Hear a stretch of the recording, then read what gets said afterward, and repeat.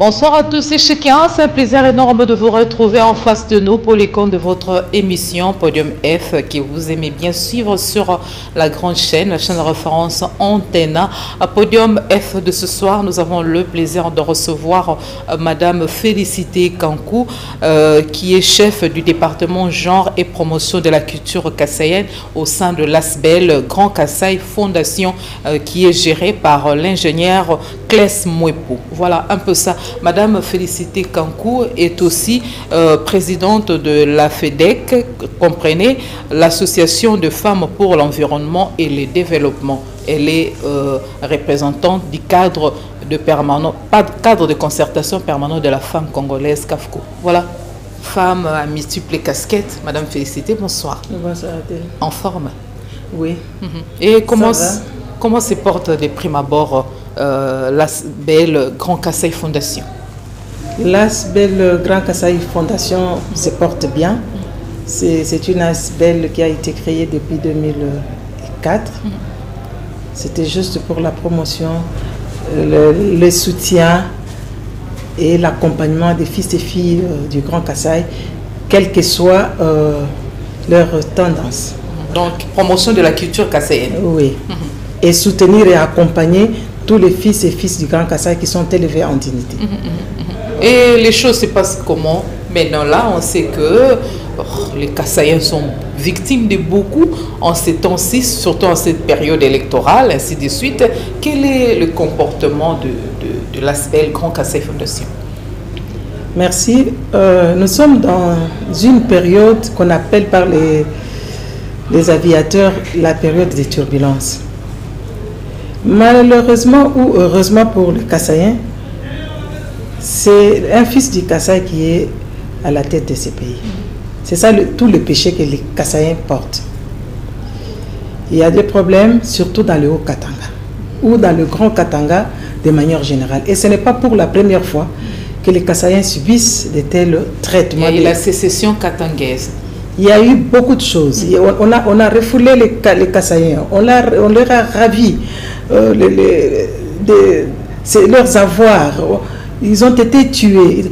Donc, et pour quelles raisons, nous ne savons pas. Notre comportement, tout simplement, nous disons, nous devons avoir des retenues et ne pas céder à des provocations.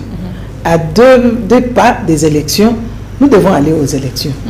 Et une autre attitude que nous avons opté, c'est de dénoncer, dire non, dire que ce n'est pas bien ce que nos frères katangais sont en train de faire, alors que nous venons d'un même ancêtre qu'on appelle Ilungambidi. Et qu'est-ce qui se passe? Qui est derrière tout ça là? On ne comprend pas. Nous n'allons pas nous arrêter là. Quand les élections vont passer, nous allons déposer notre plainte contre un inconnu, contre tout ce qui s'est passé, pour que les auteurs répondent de leurs actes. Voilà, quelle a été l'attitude du Grand Kasaï par rapport au massacre des Kassaïens, des actes de violence dont les Kassaïens ont été victimes précisément à Malembankoulou, Moba et à Kasumbalissa? La première réaction, nous avons déploré. Nous avons encore une fois pleuré nos morts et nous nous sommes dit, retenons-nous, ne cédons pas à des provocations. Et nous avons dénoncé et nous avons appelé au Kasaï, nous avons donné un mot d'ordre pour que, quel que soit le grade, quel que soit un Katangais qui se retrouverait dans le Grand Kasaï, que personne ne touche, même pas. C'était fait exprès pour susciter des soulèvements? C'était une provocation, vous pensez? Ben, je ne sais pas. À la veille de la tenue des élections. Pourquoi on doit faire ça? Alors que nous avons des cours et tribunaux, même si les Kassaïens se sont mal comportés, je pense que personne n'a le droit de se rendre justice. Il y a des cours et tribunaux, il faut aller en justice pour dire que M. X ou Parce Y... qu'on sait que le Kassaïens sont impulsifs. On se disait avec ça révolterait le reste des Kassaïens. Voilà, c'est une mauvaise lecture. Très très désolant. C'est une mauvaise lecture. Il y a des Katangais dans le Kasaï. Et les Kassaïens n'ont jamais touché à un seul Katangais, malgré tout ça. Nous sommes un peuple vraiment très pacifique, accueillant. Nous, chez nous, nous mangeons dehors. Nous accueillons tout le monde. Et sinon, ça serait la guerre. Et ce n'est pas une faiblesse quand nous disons que nous n'allons pas réagir. C'est tout simplement stratégique. Parce que, en vérité, on vise le chef de l'État actuel. On voulait le déstabiliser pendant une période très cruciale, pendant qu'il faisait sa campagne pour qu'il prenne des parts des uns et des autres. Mais nous nous sommes dit non. Nous autres, là, nous allons parler. C'est lui qui fait la politique. On est en train de tuer les gens qui n'ont rien à voir avec la politique. Mais pourquoi un tel comportement que lorsqu'un Kassaïen est à la tête de ces pays? Moi, je ne sais pas. Je n'ai jamais compris. Alors que ce sont des gens avec lesquels on a toujours vécu ensemble, on a mangé ensemble, on a grandi peut-être ensemble, surtout les Katangais. On entend par-ci par-là dire les Balouba, les Moulouba. Pourquoi? Ah ben, mais je dis, demandez aux gens qui ne veulent pas de nous. Les Katanga a été même construit, ça je devrais quand même marteler sur ça. À la sueur des Kassaïens. Nos ancêtres, nos arrière-grands-parents ont quitté Ilebo jusqu'au Katanga. Ils ont construit cette ville, cette belle ville avec leur sueur. Et alors, vous ne pouvez pas me dire quelqu'un qui est né, grandi dans le Katanga, c'est une femme ou un homme de 50, 60 ans, 70 ans aujourd'hui, vous allez nous dire que ce n'est pas un Katangais, c'est seulement vous, Katangais, qui êtes le Katangais. Alors moi, je pense que il y a des mémoires. Félicité, n'est-ce pas que l'histoire remonte depuis la présence des colonisateurs, des colons ici en République démocratique du Congo, qui s'est méfié des Kassaïens sous prétexte que ce sont des hommes difficiles à gérer, à contrôler, des hommes stoïques, têtus et consorts, à tel point que même les pays colonisateurs, les Belges, ne voulaient pas à tout prix que le pouvoir revient dans le main des Kassaïens. Ça veut dire quoi, ce sont de peuples déterminés, prêts à affronter tout, n'ont pas peur de qui ou de quoi que ce soit. Alors tout ça là, ça a suscité des inquiétudes depuis les colonisateurs. Nous sommes gérables et dans les normes, en respectant les droits des uns et des autres. Seulement nous n'acceptons pas d'être manipulés. Pas du tout. Si c'est vert, on vous dit que c'est vert. Ne venez pas me dire que ce mur-là est bleu ou rouge pendant qu'il est vert et vous me dites que c'est rouge avec toutes les conséquences qui peuvent s'en suivre. Non, c'est tout simplement ça. Les Francs parlaient de ce peuple. Nous ne sommes pas des hypocrites. Nous aimons faire quelque chose, nous le faisons. Nous avons vu que ça ne va pas ici. On vous dit carrément que ça, ce n'est pas ça. Voici ce que moi je veux. C'est tout simplement ça.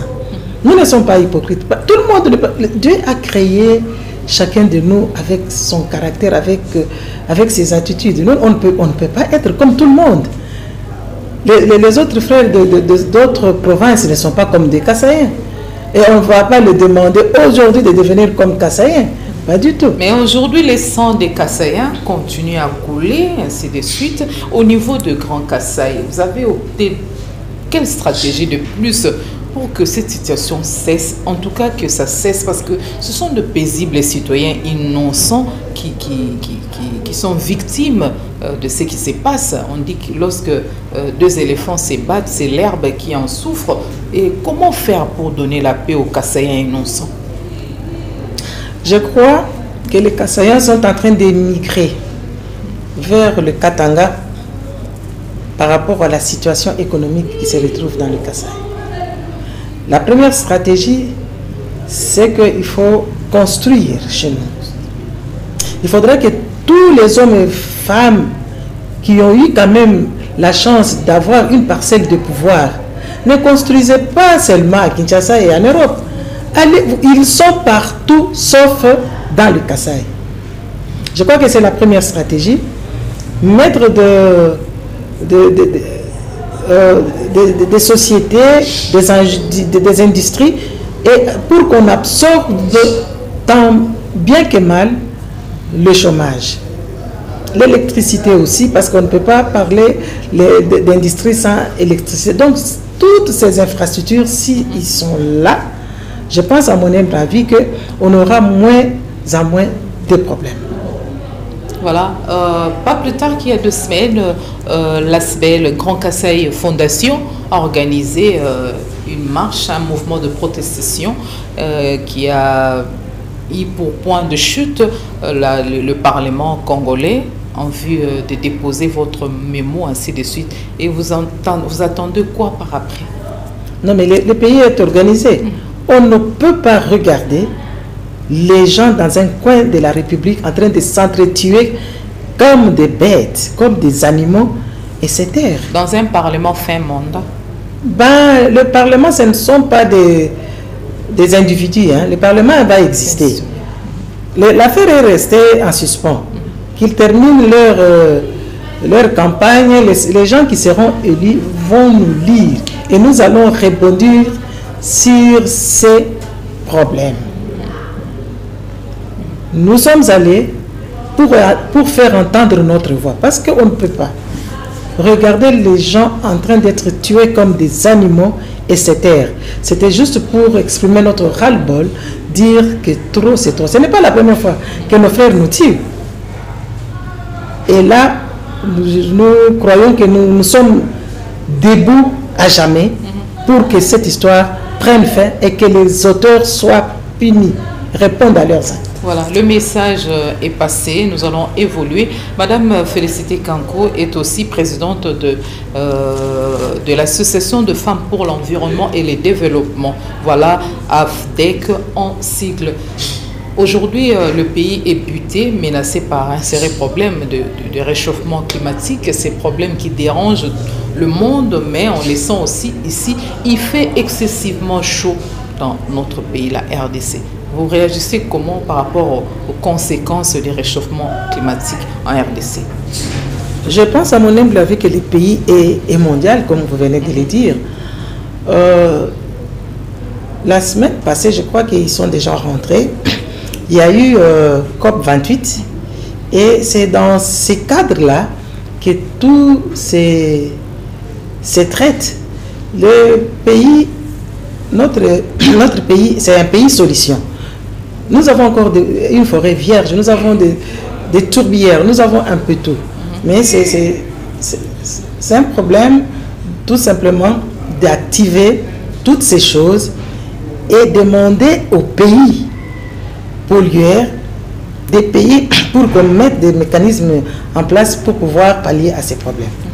Mais je crois que le gouvernement s'y prend. Ils étaient là.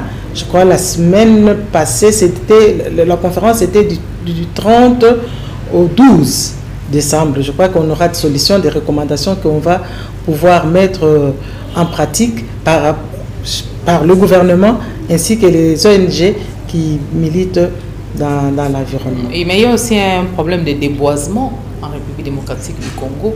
Il y a des arbres vieillis que on a coupé, mais pour replanter à nouveau, ça ne s'est fait pas jusqu'à maintenant. Vous voyez, même à l'époque, le long du boulevard, il y avait quand même la présence de arbres pour protéger, ainsi de suite. Mais maintenant, là, il y a un sérieux problème de déboisement en République démocratique du Congo. Tout ça, là, c'est à déplorer, mais il faut y remédier, ça serait nécessaire. Oui, je vous informe qu'il y a un programme de 1 million d'arbres que le président de la République lui-même a initié. Et on est encore dans les tiroirs. Non. On est en train de planter les arbres. Moi-même là, je suis aussi dans le programme. Sur le boulevard des 30 juin, le boulevard Lumumba. Vous savez, le problème de l'environnement, là, beaucoup de gens ne s'intéressent pas. Moi, je suis en synergie avec FODECA. Nous sommes déjà à 800 000. Parce que nous voulons arriver alors que ça peut empêcher, arrêter certains irréparables. Chaque année, on fait l'évaluation. On a planté combien? On le fait 1 million d'arbres, c'est pas peu de choses. Hein. C'est un programme vraiment vaste que le chef avait initié lui-même. On est en train de le faire. Voilà. Nous, en RDC, RDC Pays Solutions, comme cela a été dit après des rencontres que le ministère de l'Environnement, la ministre de l'Environnement a participé personnellement, ainsi de suite. Mais comment les pays peuvent lutter contre le réchauffement climatique, contre le gaz à effet de serre, par exemple? Les gaz à effet de serre, c'est un bénéfice que produit les arbres. Notre pays n'a vraiment pas de problème. Le problème, c'est les pays pollueurs, avec beaucoup des industries qui polluent l'atmosphère, qui polluent la nature. Je pense que de toutes ces rencontres sortiront des recommandations qu'on va pouvoir mettre en pratique, lorsqu'il fait en chaud, moyen. Lorsqu'il fait chaud, c'est en excès. Et lorsqu'il pleut, ce sont de plus abondantes, de plus torrentielles et consorts. Et pendant la chaleur, cette période de chaleur où le soleil est accablant, donc il y a un comportement observé par exemple. Oui, il faut boire beaucoup d'eau. Prendre beaucoup d'eau. Il faut boire beaucoup d'eau. Il faut avoir des lunettes anti-solaires. Il faut avoir des parasoleils, etc. Voilà. C'est cela. C'est aussi la nature, on ne peut pas l'arrêter. Mais on peut avoir des mesures de prévention ou de lutte contre cela. Et je disais que le gouvernement et les autres gouvernements du monde sont en train de s'y pencher, j'allais dire. Il y a des activités qui auront lieu à court, à moyen et à long terme. Et nous attendons surtout les résolutions qui sortiront ou bien qui sont déjà sorties de la dernière COP26. Et 28. Vous, Madame Félicité, avec votre casquette de présidente de l'Association de femmes pour l'environnement et le développement, essayez un peu de nous parler de cette association. Vous fonctionnez comment? Dans quel but? Qu'est-ce qui a déjà été fait? Essayez un peu d'évaluer cette année qui touche à sa fin. Cette année, j'étais plus dans la sensibilisation des déchets ménagers avec les femmes, comme je suis toujours dans les femmes, parce que mine de rien, ces déchets-là polluent aussi l'environnement.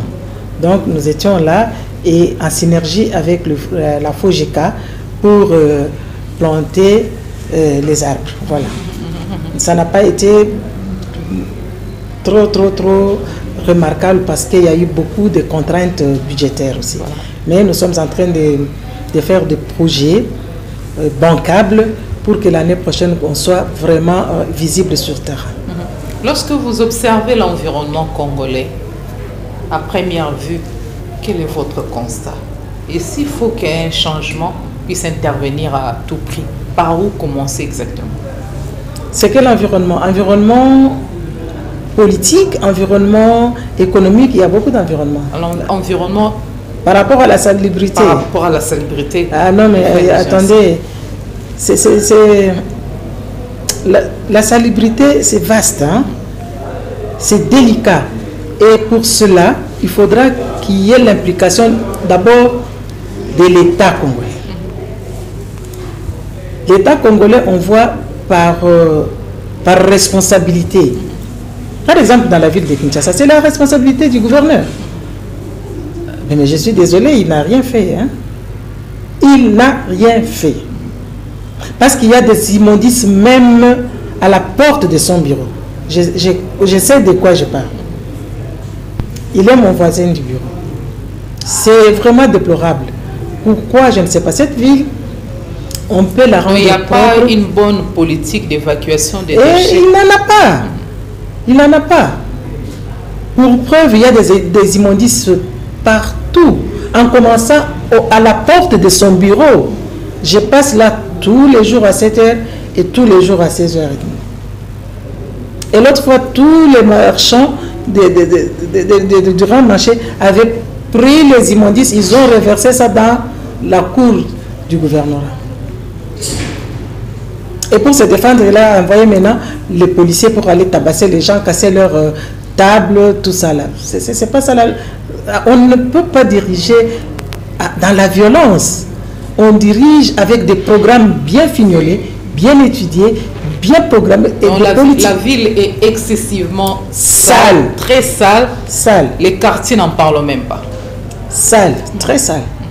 Et ça, il faut ne pas avoir les yeux pour voir. Il a un ministre de l'Environnement. Il y a des stratégies, des méthodes simples mais rapides et pratiques pour pouvoir rendre propre la ville de Kinshasa. La ville et les quartiers respectifs de Kinshasa. Mais oui, moi je n'ai jamais vu le gouverneur, mon gouverneur là.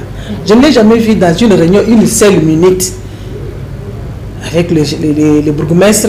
Parce qu'il faut centraliser. C'est un problème de moyens. Ce sont des moyens qui manquent. Il a des moyens. À l'hôtel de ville de Kinshasa pour disponibiliser ne fût-ce que des engins nécessaires pour évacuer les déchets dans des quartiers respectifs. Et puis ici en plein centre-ville, qui est quand même des services. Je vais vous dire une chose. On avait détaché deux grands impôts. L'impôt sur les revenus locatifs et l'impôt foncier, les vignettes et les plaques. On leur a donné, on a donné ces impôts à la province. Pourquoi? C'est pour que la province ait les moyens de sa politique. Est-ce qu'il est même capable de collecter tous ces impôts-là? C'est cela aussi le problème. Et c'est beaucoup d'argent qui flotte.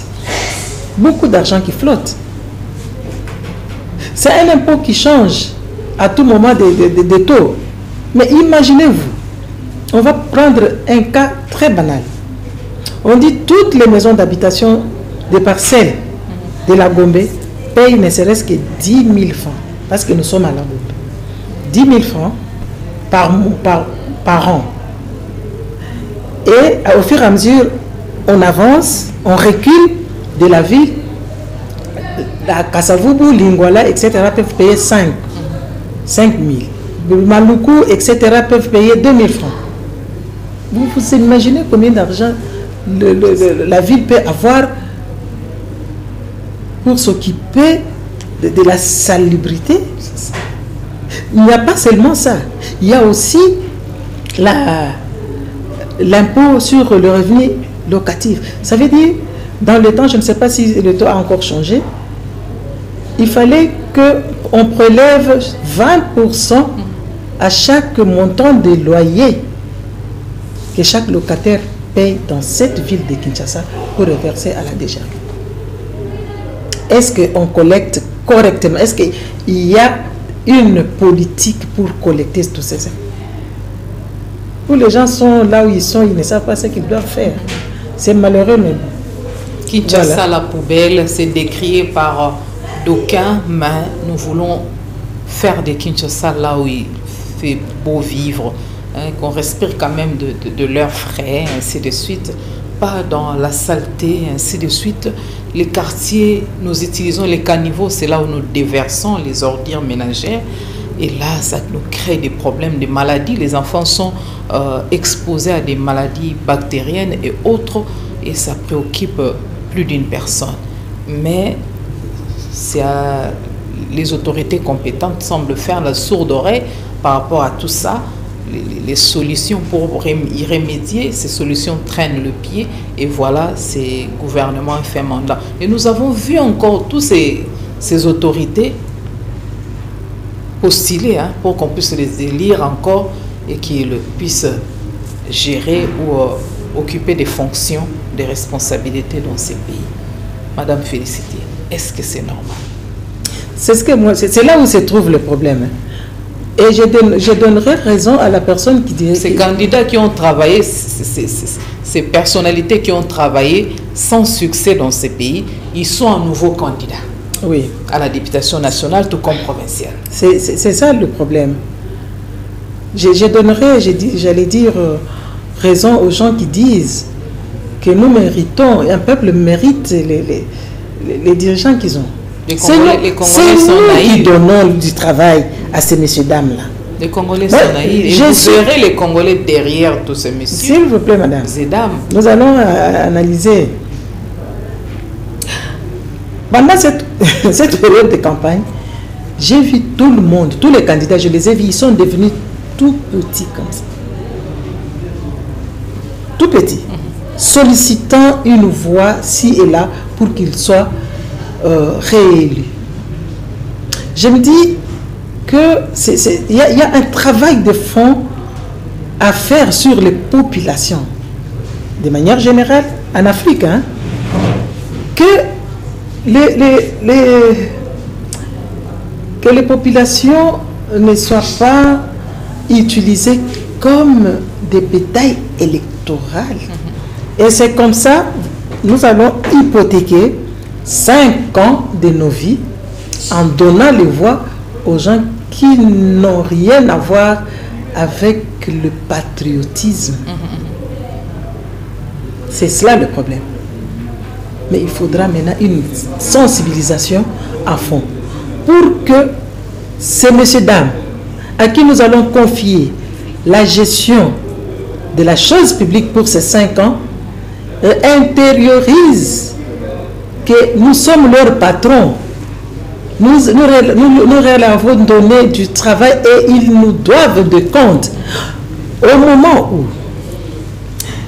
ces messieurs dames la comprendront qu'ils nous doivent de compte, au moment où ils vont comprendre qu'ils doivent avoir peur de la population, je crois que les choses vont avancer. Nous avons parlé de l'environnement en termes de la salubrité consort, mais parlons maintenant de l'environnement politique. Il faut assainir l'environnement politique. Vous en parlez déjà. Qui sont censés assainir l'environnement politique? Est-ce la population ou les chefs de l'État à travers son gouvernement? Voilà. L'environnement politique peut être assaini à des niveaux. Par rapport au cadre légal, mettre sur pied des lois qui peuvent réglementer les comportements des uns et des autres. Il y a également les partis politiques en soi. Parce que nous, la population, pour la plupart d'entre nous, nous faisons partie des partis politiques. Et les partis politiques ont aussi le rôle d'éduquer la masse à la citoyenneté responsable, au patriotisme. Ce n'est pas dire seulement allez me voter, insulter X et Y. Non. Les partis politiques ont un très grand rôle et aussi nous, les acteurs de la société civile. Nous les faisons, tant bien que mal. Mais parce que les politiques ont de l'argent. Ils ont toujours transformé les populations en bétail électoral. C'est ça les conséquences. Mais je pense qu'un grand rôle, c'est les partis politiques dans lesquels la plus grande partie de la population se retrouve, et surtout les jeunes. Qu'on est en train de manipuler n'importe comment, n'importe quand. Et quand ils vont au pouvoir, ce sont des laissés pour compte. Quand est-ce que la population va prendre conscience? Je ne sais pas. Quand est-ce que la population restera naïve par rapport à tout ça? C'est pas la première élection, non? Nous sommes déjà au 4e, 5e cycle. Mais qu'est-ce qui fait que la population n'arrive pas aussi à prendre conscience, à opérer un choix judicieux de leaders, des personnes qui sont censées gouverner notre pays à tous les niveaux? Pourquoi cette naïveté? La population... Ce ne sont pas quand même des mineurs qui courent derrière les candidats, non. Ce sont des personnes responsables qu'on peut corrompre avec un t-shirt, avec un 10 000 francs, 5 000 francs, et ça se répète de cycle en cycle. Là, c'est pas intéressant. Il y a un travail à faire aussi au niveau de la population, parce que c'est les urnes qui tranchent aussi. Si nous ne votons pas des bons leaders, ils ne seront pas des bons politiciens aussi, et ils vont plonger le pays dans les chaos. Le temps de construire des lois, de voter des lois, des édits et consorts, et se donnera la peine à des conflits inutiles, des conflits d'intérêts, et ça profite qu'à eux-mêmes et pas à la population. Merci. La population congolaise est tellement clochartisée que il suffit tout simplement de vous mettre quelque part, vous dites j'ai 2000 francs, venez, je vais vous donner pour me voter, les gens viendront. Ça démontre noir sur blanc l'état dans laquelle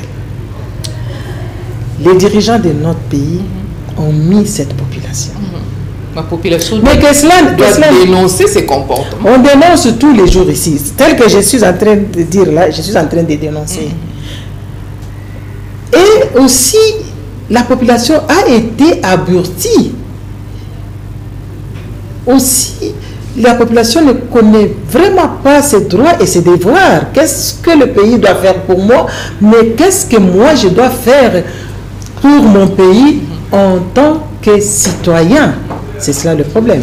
Mais il y a aussi l'autre responsabilité. C'est vrai, nous avons donné le pouvoir aux gens qui n'ont rien à voir avec le pays.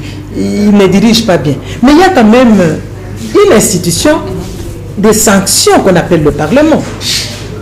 Le Parlement est là pour voir, pour sanctionner. Malheureusement, on constate que les parlementaires commencent à faire le travail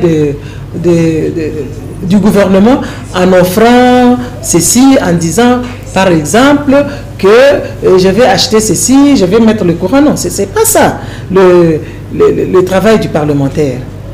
Moi, j'ai peut-être fait confiance naïvement à quelqu'un, je lui ai donné le pouvoir. Mais vous, en aval, vous êtes un organe de contrôle.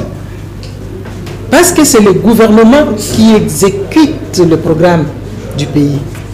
Un ministre qui ne fait pas bien son travail, il faut le mettre dehors. Mais il y a des associations, il y a même des émissions d'éducation civique et électorale. Nuit au jour, on crie, on essaie de sensibiliser la population, voter utile, qu'on sort. Mais cette population fait la sourde oreille.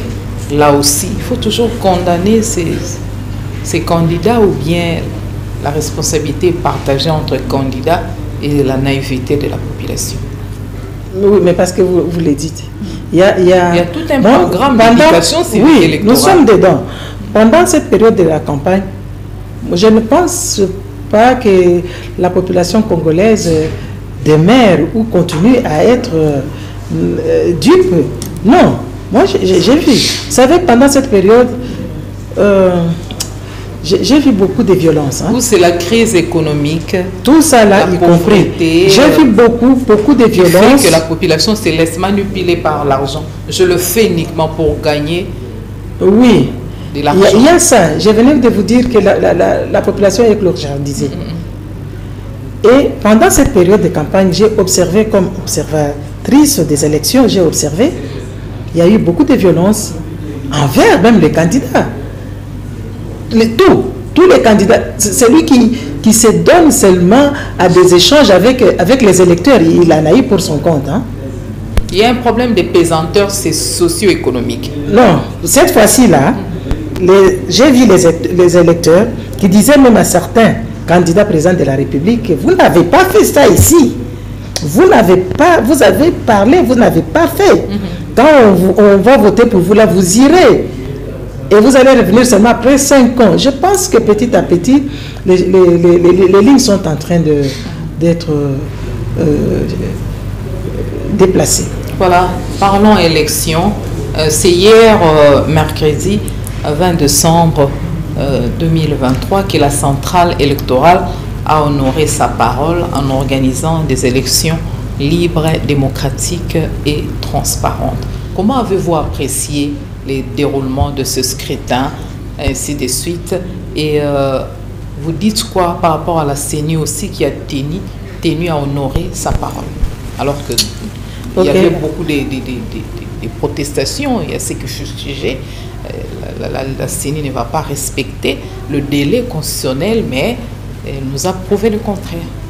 D'emblée, je vais dire que moi personnellement, je vais féliciter les dirigeants de la CENI. Ils ont commencé, ce bureau-là a commencé le travail avec 28 mois de retard. Je pèse bien mes mots, 28 mois. Et ils ont même tenté à essayer d'expliquer aux parties prenantes si on pouvait pousser. Tout le monde a dit non, non, non, même pas une seule minute, on ne peut même pas bouger. Délai constitutionnel ou pas. Eh bien, ils se sont mouillés les maillots. Et voilà, il fallait s'y attendre. Il y a eu quand même des failles. Parce que c'est un travail. Beaucoup d'irrégularités. Il y a des machines qui ne répondaient pas. Il y a de ces bureaux qui sont devenus opérationnels un peu en retard. Pas des agents très très qualifiés. Les électeurs venaient en fil indien et le vote se faisait dans certains bureaux avec beaucoup de lanternes et comme tout ça et consort. Ça aussi. Non, il faudrait s'y attendre. Qu'est-ce que vous voulez? Les gens qui ont commencé le travail avec 28 mois de retard, qui n'ont pas rattrapé même pas un jour, vous voulez quoi? C'est tout à fait normal. Et on attend les résultats. Dans des zones en conflit, les élections n'ont pas eu lieu. Tout ça là, mais ce sont des électeurs de moi. Ce n'est pas la première fois, je crois en 2018, nous avons eu le même problème dans le Bandundu et aussi à l'Est, mais après quand il y a eu à Kalmi, on avait organisé les élections, ne serait-ce que pour les députés, parce que ces gens-là ont quand même leurs représentants qu'ils voudront quand même voir au niveau de l'hémicycle. C'est malheureux. C'est vraiment très malheureux. Qu'est-ce que vous voulez, on va faire avec? Le pays est quand même très grand. Ces coins-là comptent, c'est vrai, mais ça ne peut pas du tout faire qu'on ne fasse pas les élections sur le territoire. Il y a eu un candidat de l'UDPS à la députation provinciale au Nord Kivu qui a été abattu. Et par rapport aussi au comportement de Franck Diongo, ça vous inspire quoi? Non, moi je regrette tout simplement. Je regrette tout simplement pour voir le niveau. Écoutez, vous êtes candidat président de la République. Il a postulé triplement. Hein. Ça, c'est même pas un problème. Candidat président de la République, ça veut dire que... Moi, je ne sais pas si les gens... Postuler autant de fois, c'est un manque de confiance ou c'est... Laissez-moi d'abord réagir par rapport à M. Diongo. Les élections sont considérées comme une ristourne. Moi, je me dis qu'il faudra quand même être à la hauteur de ce que vous voulez faire. Même si les gens dites force de progrès, parce que j'ai suivi aussi comme tout le monde, sont allés faire descendre ces calicots. Il ne peut pas tomber si bas comme ça. Je regrette. Et je pense que c'est aussi une sonnette d'alarme pour voir voici les gens qui veulent diriger le pays. Vous allez diriger dans la violence comme ça, non.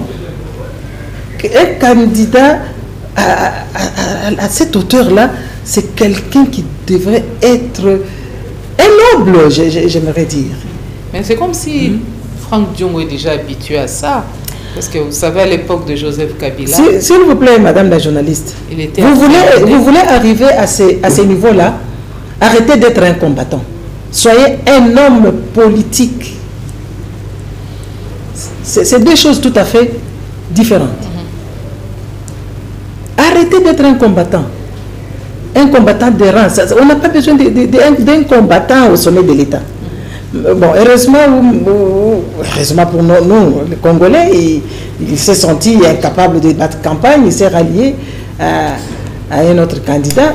Ce qui est une bonne chose, c'est la démocratie, mais c'est regrettable de voir les gens qui doivent nous représenter se comporter comme ça. Voilà, 26 candidats qui ont brigué à la magistrature suprême, 2 femmes seulement. Il y a un grand travail qui reste à faire au niveau de la femme.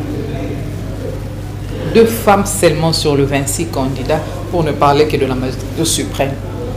10 femmes on pouvait tolérer, mais 2 seulement, et on n'a pas senti le poids de ce femme à atteindre le seuil.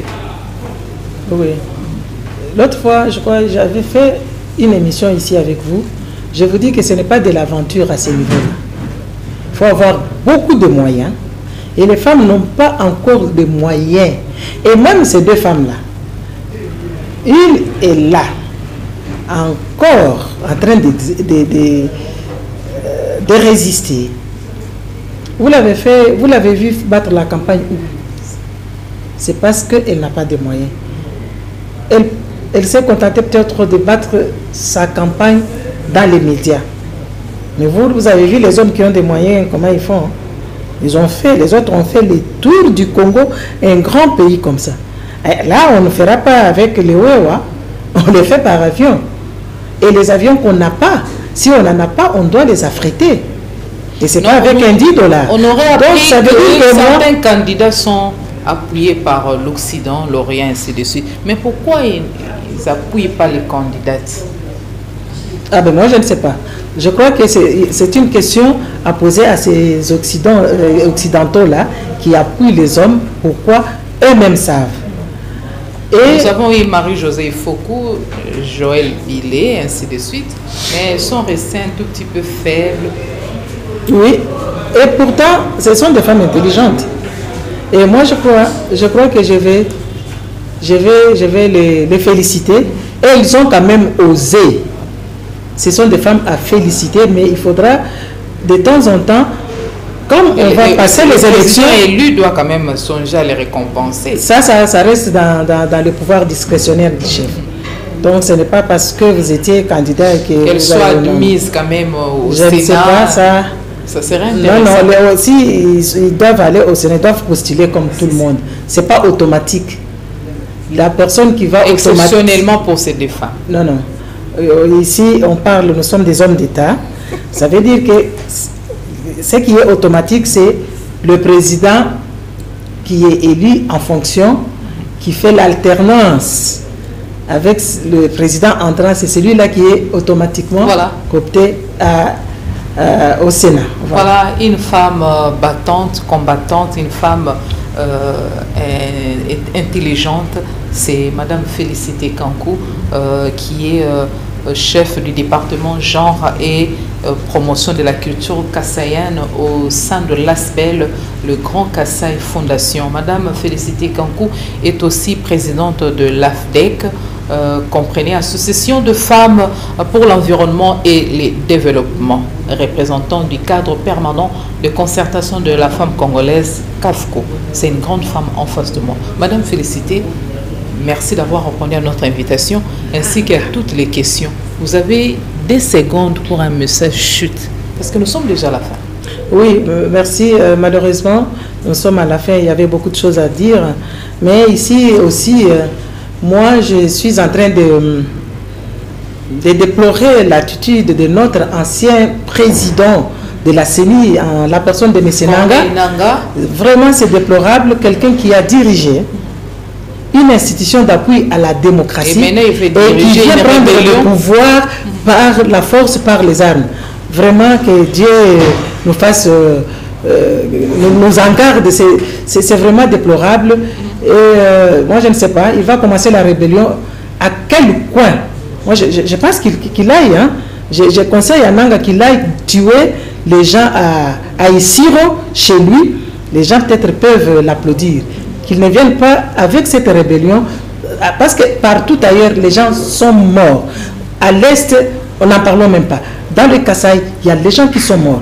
Dans le Haut-Katanga, il y a des gens qui sont morts. Voilà. Alors, nous attendons les élections et que les meilleurs gagnent. Voilà, merci. C'est la fin de cette émission Podium F que vous pouvez retrouver en rediffusion demain vendredi à 8h, heure de Kinshasa. Nous vous remercions énormément d'avoir suivi cette émission avec beaucoup d'attention et intérêt. Merci aux preneurs de vue. Merci à la chaîne de référence Antena. Une très belle soirée à tous et chacun.